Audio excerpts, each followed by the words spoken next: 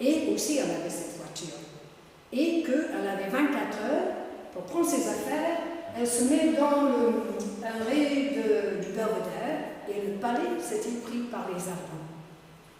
Et donc, la chambre dorée, ceux qui ont visité, sous le plus grand espace doré, etc., c'est devenu un dortoir pour le Luftwaffe.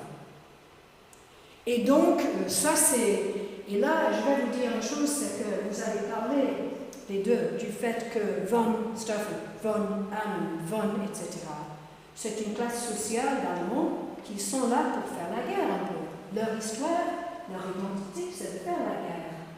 Et au fait, Bettina, elle est von Erlanger, car les parents, le grand-père, le père de son mari Rodolphe, c'était Raphaël von Erlanger, Emile von Erlanger, Rodolphe von Erlanger. Bien qu'il était britannique, sur ses papiers, même dans de Socialement. Historiquement, nous savons que le baron de Socialement, avant de devenir un grand banquier à Londres, londonien, mais moi je ne comprends pas, peut-être vous avez une idée, pourquoi les gens disent Bélanger, Erlanger. Ok, ben c'est pas ce c'est Erlanger. C'est vrai, c'est facile à expliquer, c'est que quand ils sont devenus von Erlanger en 1864, évidemment c'était pour deux générations, donc Raphaël von Erlanger, mais le fils, Émile, était à Paris et dans lequel c'est toujours écrit Dermanger. Donc c'est pour ça que c'est Dermanger. C'est le nobiliary particle. Donc cette partie de la famille, c'est Dermanger. Mais c'est vrai que pendant la guerre, on recommence à les nommer etc. Oui, c'est ça, c'est vraiment. Mais, donc ça c'est pour expliquer, et je vous explique. Donc, il faut dire que la baronne, elle n'a pas trop souffert, parce qu'au fait, elle raconte une histoire comme quoi, une semaine plus tard, une autre voiture s'est arrivée au palais. Et cette fois-ci, c'est un général russe qui est sorti et qui lui disait, vous ne me connaissez pas, mais je vous connais, mes cousins sont venus ici pour la lune du miel. Vous êtes sous ma protection. Donc, parce que c'est une classe 0.01%. Plus que ça, les Allemands étaient les alliés des Italiens. Tout à fait, elle est italienne, donc c'était compliqué, mais pas trop pour elle. Alors là, donc ça c'est une... Là, j'ai mis sur là. Alors là, une chose qui s'est passée. Alors, Blue Sky, c'est pas qu'on a des centaines de milliers de followers, mais quelqu'un m'a contacté qui était à la fois avec moi. Donc c'est un ancien ami, je le connaissais en 1969. Il m'a dit, tiens, mon père, il a fait la guerre. Il a écrit un livre. Il était parmi les premiers Paris. Et donc ça c'était justement Peter Steinforth.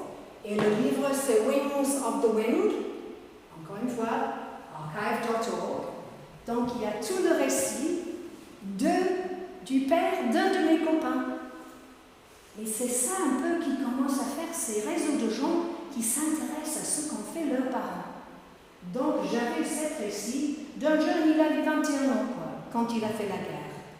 Donc j'ai maintenant la guerre à Una et Mechesabad à travers les yeux de Peter Steinforth.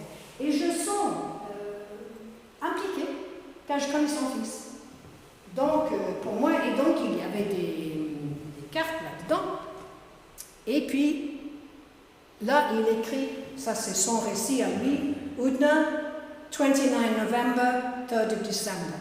Donc il raconte, c'est la première fois qu'il n'a jamais sauté en tant que parachutiste. Donc c'est un site archéologique. Tout à fait. Et qui l'aurait apprécié, il était très cultivé. Hein. Alors là, juste pour expliquer, j'ai fait 160 posts dans 6 semaines. Parce que lui, moi, peut-être lui, il est un peu obsessionnel. On a une personnalité qui plonge dans les choses et veulent continuer comme ça. franchement, ça m'amuse, parce que maintenant, je commence à comprendre ce que lui, il aime. Je ne l'aimais pas avant, je ne sais pas que je n'aimais pas lui, je n'aimais pas la guerre. Mais en faisant cette expérience, je commence mieux à comprendre la guerre. Parce que je vois tous ces récits des gens qui ont vécu, qui sont morts pendant la guerre, quoi. Et donc là, ça donne, là, ça c'est une... ça c'est Churchill et sa fille. Mais là, c'est Bettina, et là, son voisin, c'est André Gide. Ah ouais? Ouais, donc il a écrit un diary, and his diary tells the story of the war. Donc, lots of my posts is like, that's... en même temps, j'ai accumulé des gens que je connaissais déjà qui parlent de la guerre. Donc j'ajoute le récit dans le mien. Donc c'est ça que je suis en train de faire en ce moment pour justement une méthodologie de comment faire la recherche, et comment avoir une sorte de... C'est-à-dire que j'ai découvert énormément de textes qui parlent de la guerre, de la part des gens qui étaient là, c'est tout. C'est-à-dire que j'ai appris énormément de choses. Et maintenant, je trouve que, et on parle un peu de ça, quand je lis leurs histoires, c'est des larmes aux yeux. C'est des gens qui ont 7, 19, 20, 21 ans et qui meurent ici en Tunisie. Et on a leur récit, quoi. Et donc pour moi, c'est devenu cette obligation d'avoir un peu de respect pour les gens qui sont morts. Oui, la photo de Churchill avec sa fille, c'est où ça? Ça, il va... Il était à Carthage. Oui, mais ça c'est spécial, c'est parce qu'il était sur le... Ça, c'est au moment qu'il était sur le bateau pour partir voir Roosevelt après Pearl Harbor. Donc c'était l'année auparavant. Ouais. Mais c'était un peu pour introduire parce que, ok, j'ai suivi donc Mejdi Zebel. Donc les 160 posts, au moins une centaine, c'était Mejdi Zebel. Donc cette histoire de tous les aspects. Et que maintenant, je ne sais pas si c'est maintenant. Vous avez visité le terrain, non? Oui, oui. Moi, je suis allé au cimetière. C'est là où je me suis introduit à cette histoire. Mais alors, le cimetière, alors, je veux parler. Est-ce que vous avez entendu de la ville Férémie? Very. Je ne suis pas allée. Quand vous quittez Férémie vers Tinja, vous trouvez à gauche cimetière de la Deuxième Guerre mondiale avec album. Avant d'entrer au cimetière, elle vous donne un album. Ok. Plus le schéma, c'est-à-dire cimetière. Ça, c'est le carreau de pilote. Ça, tout à fait. À part ça, les gens, ça, on donne, c'est-à-dire leur CV, leur histoire et leur excellent. Non, mais dans un chaque année, oui, parce que je suis allée là-bas le 11 novembre 2 fois, et justement, j'essaie de trouver les gens qui étaient du Pays de Galles où j'habite pour faire ce lien. C'est vrai. Là, je peux vous dire que j'ai sur mon compte Blue Sky. It's a picture. It's you, absolutely, yes. Because I was at home, j'étais chez moi et je ne pouvais pas assister, donc je l'ai mis là-dedans. Et c'est pour attirer les gens qui savent que ça se passe, quoi. Vous avez oublié les indigènes. Ça... Qu'est-ce que les indigènes? Ils racontent. Attends, je vais te dire là-dessus. Parce que dans un sens, alors là, il y a par exemple, ça, et ça je le passe à vous parce que c'est ça qui vous intéresse le plus. Ça c'est, j'ai mis le 18 décembre, ça c'est dans le Philip Jordan's Diary. Il est à Mejdi Zebel et c'est ce moment entre l'action et une prochaine action. Et il raconte une histoire. On m'a parlé hier de la plus grande sorte de faire la guerre, guérilla. Il y a un bande de gens comme Robin Hood, on dit Robin Hood, avec les visages noirs, dans cette région de 15 km de territoire des ennemis et crée une sorte de Raising Cane, ça crée une énorme bordel, quoi. Et que justement, ils ont 2 tanks, des voitures blindées, une petite artillerie et des vélos qu'ils ont scrounge, récupérés. Donc, c'est une histoire très bizarre du fait parce que ça ressemble tellement à toutes ces histoires de what's they called, c'était le truc à la télé que vous avez tous vu récemment. Yes. And donc, moi, j'ai jamais vu ça. Donc, déjà, à cette époque-là, il y avait ces groupes de gens qui étaient un peu qui faisaient. Et ça, c'est à l'époque, quoi. C'est pas une création d'après. Ça, c'est daté le 18 décembre, quoi. Donc, si vous voulez poursuivre ça, je vous passe cette référence. Mais là, donc ça, c'est pour terminer là. C'est que je prends des récits, surtout de ces gens-là, mais aussi d'autres, et j'attends le deuxième et le 3e convoi, parce que je suis en temps réel, pour avoir Holly Stewart, qui est noir, Alan Moorhead, John Steinbeck, Howard Marshall et Spike Milligan. Spike Milligan, il est très très connu par les Britanniques, personne ici le connaît, c'est un comique, il était ici. Et j'ai déjà, comme je vous ai dit, j'ai 45 war reporters. Alors là, c'est un truc que j'ai trouvé récemment, Paris and Brussels, Springboard to Berlin. Oui, il est sur Archive.org, mais est-ce que Kindle marche ici? Did you get Kindle here? No. You do, okay. Kindle. You have to pay. You have to pay. Yeah. Ce qu'on pourrait faire, je pourrais acheter un Kindle, télécharger tous les livres comme ça et vous le donner comme ça. Encore pour passer. Si, bon, une fois que c'est dans le truc, pourvu. Il faut les avoir en PDF. Oui, ok, c'est bon. Ben là, ça j'ai découvert l'autre jour, parce que là, toute une section qui est un récit comme si c'est un drame. Et donc, facile à lire. Alors là, justement, je suis maintenant, aujourd'hui, on est dans plein là, et donc ça c'est Springboard, et parce que on parle déjà de Christmas. Et donc, la prochaine série de posts, ça sera Noël, que je fais. Mais aussi, je suis en train de faire une autre chose, parce que je crée les histoires en real time. Et là, c'est un bateau qui est le Strathallan. Ce bateau-là, il est parti, je pense, vers le 14 décembre de Grande-Bretagne, et c'est le 2e convoi sur lequel il y a justement Bob White et Kay Summersby. Et là-dedans, il y a 4400 troupeaux, c'est pas les troupeaux, troops, 400 infirmières, femmes, 5 secretaries, Kay Summersby, a crew of 440. Et là, j'ai mis celui-là. Il est là sur le bateau. Il a l'âge d'avoir 12 ans, quoi. Il est très jeune. Et donc, je suis ce groupe de personnes. Il faut savoir ce qui se passe, il faut suivre encore. Mais vous pouvez imaginer que c'est quelque chose d'extrême.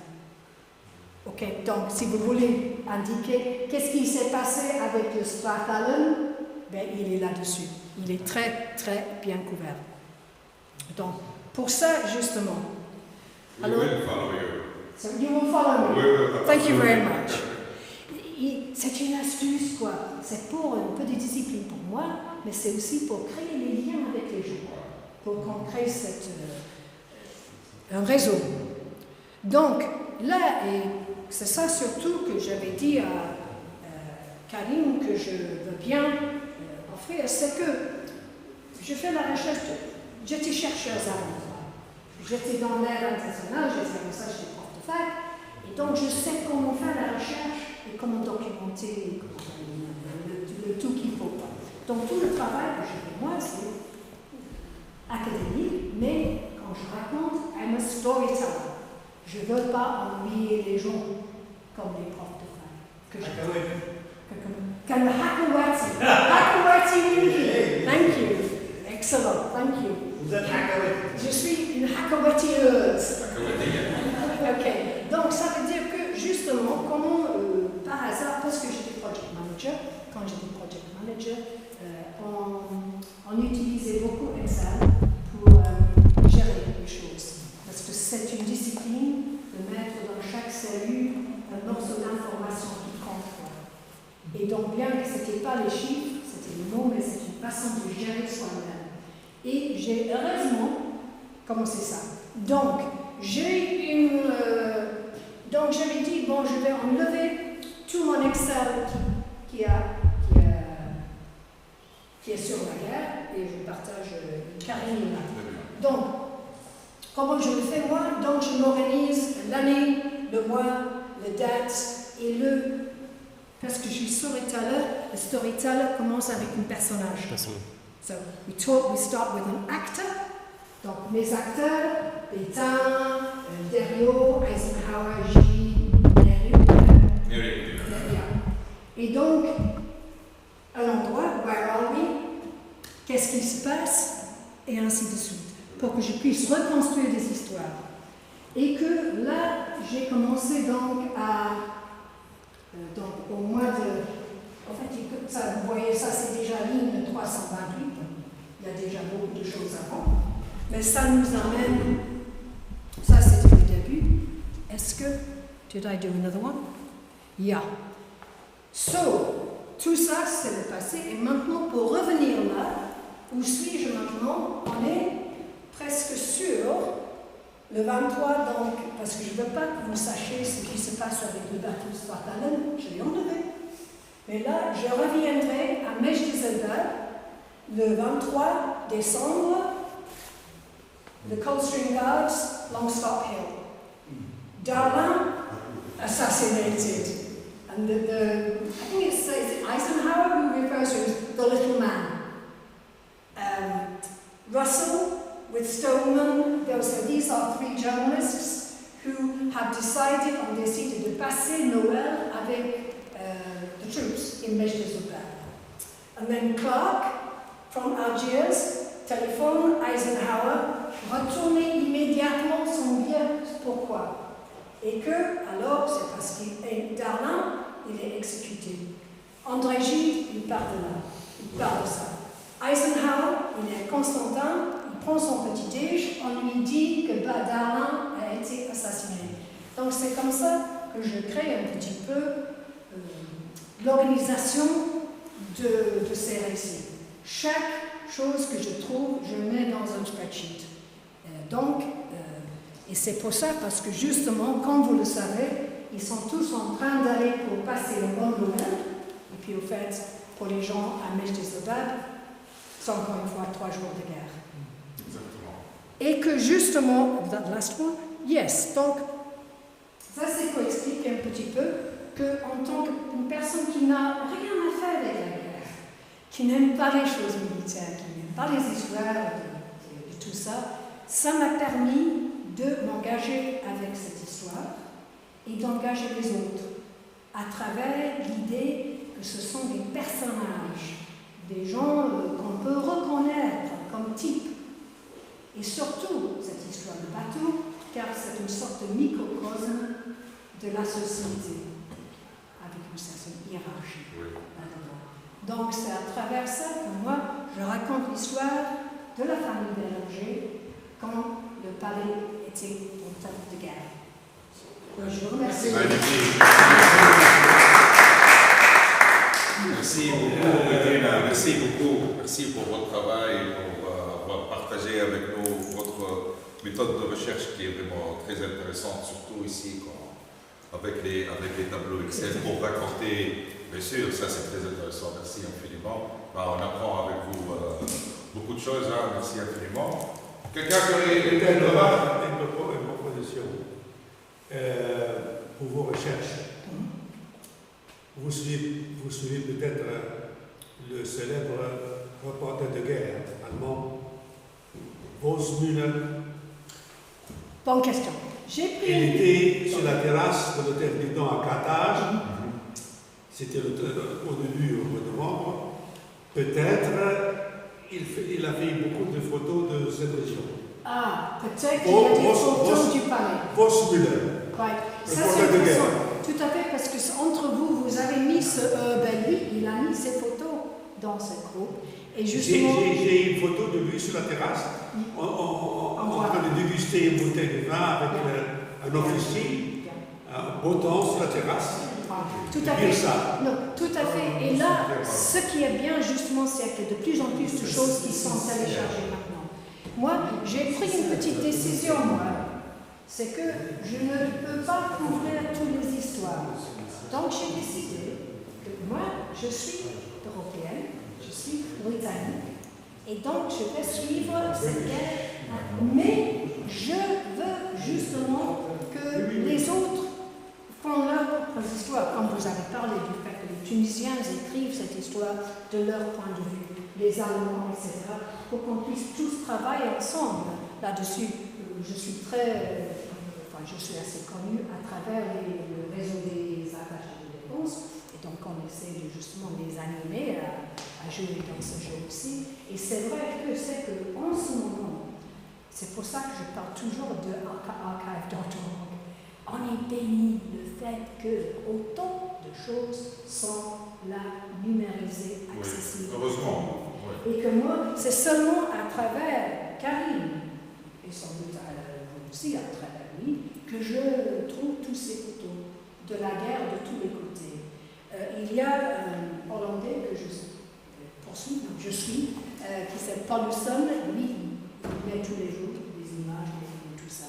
Je pense qu'il y a maintenant les ressources incroyables de reconstituer cette période, d'apprécier ça. Oui, qui est très très riche. Oui. En attendant que nos collections de journaux soient aussi numérisées de manière correcte pour donner la possibilité aux chercheurs d'accéder justement aux informations et ne pas avoir plutôt des images sur lesquelles on peut... C'est un grand problème qui doit venir. Nos archives en presse tunisienne numérisées n'existent pas, en ligne du moins. Les archives des journaux de la presse tunisienne n'existent pas, du moins en ligne. Il faut aller au centre de documentation nationale, espérer trouver ce qu'on cherche, pour espérer que le générique comme un attaque après le monsieur. Je présume que vous avez déjà ça. Je ne suis pas allé moi-même. J'ai l'habitude d'aller... J'ai un ami, Khalid, donc je dois y aller parce que je trouve zéro information, zéro article qui parle de la guerre. Dans les journaux de la presse tunisienne. De la presse tunisienne en arabe. En arabe ou bien en français. Il y avait 5 ou 6 quotidiens. La perspective tunisienne pendant la guerre, elle est vraiment manquante. La dépêche tunisienne, en sachant bien que même si on trouve que pendant le premier mois, ou les premières 6 semaines, il y avait un blackout complet. Jusqu'à ce que les gens, ils ont vu avec leurs yeux, après Tunis, ils ont vu la fumée. Mais avant ça, blackout total. Il y avait les rumeurs et tout ça, les gens commençaient à prendre. Parce que moi aussi, au début, j'ai suivi sans. Je sais pas qui. J'ai commencé à parler de chaque jour, à côté. Vidéo, article, après ça, je ne pouvais pas faire. Et après, donc on fait une semaine, 5 jours. Mais j'ai découvert, parce que les événements étaient un peu lents, parce qu'ils ont passé 2 semaines. Il y avait un blackout. La première bataille n'était pas des escarmouches et tout ça, mais notre patrimoine tunisien en ligne n'existe pas, carrément. Et ça, je parle du plus grand événement, le plus important événement de l'année 42-43. Comparons-nous des faits divers et tout ça. Heureusement, il y a quelques livres qui reprennent ça, mais sur le côté presse, c'est la carte. Est-ce que les livres que vous avez déjà montrés à la bibliothèque, que vous avez trouvés, que vous ont permis de savoir que les Américains étaient là libres, qui sont mis d'à côté. Est-ce que c'est accessible de les voir, oui, non? Est-ce que les livres de la librairie ou bien de la bibliothèque du palais, est-ce qu'elle est accessible au grand public? C'est une très bonne question. C'est-à-dire que je suis volontaire, moi, je ne travaille pas pour, je ne représente absolument pas CMAN ni le palais. Okay. Sauf, bien que je suis là tous les jours, je fais du volontariat, je travaille comme lui. Okay. C'est que j'imagine que si cette groupe écrit, tu vas dire oui ou non, tu penses que c'est vrai, que s'ils écrivent une lettre officielle, pour demander qu'est-ce qu'ils peuvent voir, surtout de cette histoire de la guerre, qu'ils adressent ça à Mme Savoie. La direction générale. Je pense que c'est vrai, parce qu'il y a un intérêt. Et que justement, c'est pas seulement ça, il y a aussi, je pourrais avoir tort là, il faut que je clarifie, il y a 5, 7, 8, 10 livres en allemand qui datent du même époque. Il y a des livres en allemand ici. No, I think not. Ça, je pense que ça est... Haydn. I think no, it may be. It is part of this. Oh, okay. And I looked at that. Listen to me. Donc, I will go and look at it. Oui, je vais demander permission d'entrer parce que c'est une collection. Ça n'existe plus en tant que livre c'est une collection privée du palais. C'est partie des collections privées comme les autres. Oui. Les objets. Donc, exactement. Que ce soit dans un cadre particulier. Suite à une autorisation, sous demande, oui. J'imagine qu'elle dirait oui, parce que moi aussi j'ai envie de revoir. Même si on est amateur, voilà. Amateur.